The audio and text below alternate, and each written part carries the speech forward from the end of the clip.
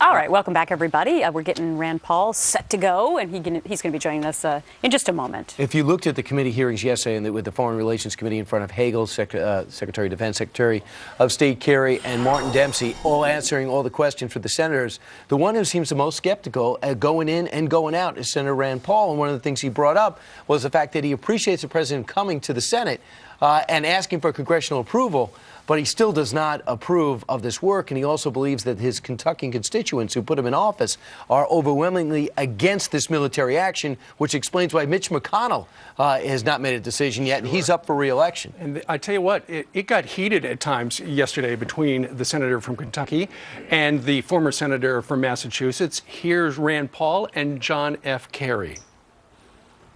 We don't want to go to war.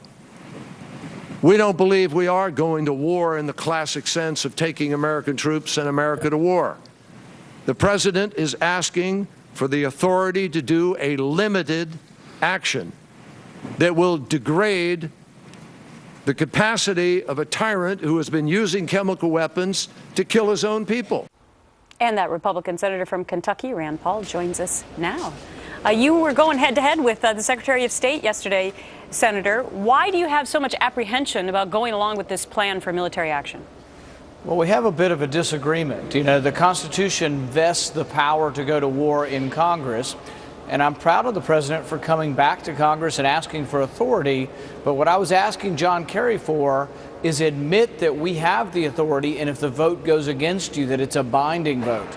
So this morning I will introduce an amendment to the resolution in committee, and I will ask to make it a binding vote and that Congress acknowledge that this is congressional authority and that we have the ability to grant it to the president, but the president doesn't have the ability to initiate war without congressional authority. That's what the Constitution says. Well, in kicking it to the Congress, he said, I don't need to, but I want to.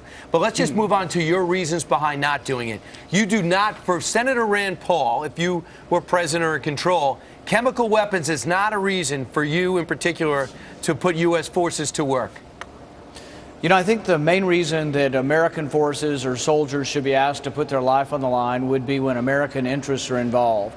So this means, you know, attack of our allies, attack of the United States, attack of U.S. assets. There are a lot of reasons why we would have to defend ourselves. But civilian deaths have occurred really throughout the last several decades, throughout Africa, throughout Russia, throughout China. We haven't always got involved with civilians' deaths. It's a tragedy. Make no mistake, it's a tragedy. But what about chemical warfare? I think the question Brian's getting to is, if a Republican were in office, would you have the same feeling about not attacking a country if they use chemical warfare? Well, you know, I think it's not about the form of civilian death. Civilian death is an awful thing, whether it's done with a machete, whether it's done with a sniper, machine gun, or chemical death. 100,000 people have died in Syria, and now another 1,000 have died. They're all tragic deaths, but I'm not sure they're different because one came from gas and one came from a bullet. Civilian deaths are a tragedy, and I think we should try to do something about it. I'm just not so sure that war is the answer with American troops involved, because I'm not sure I see a good outcome in Syria. Sure. Both sides in Syria, I think, are unlikely to be allies of the United States. Assad is not a friend to Israel or the United States, but neither are the Islamic rebels. I'm afraid the Islamic rebels taking over will be worse for the Christians and worse off for Israel. Well, Senator, I know you said yesterday the resolution is probably going to pass the Senate, but you could do one thing to slow things down, and that would be a filibuster.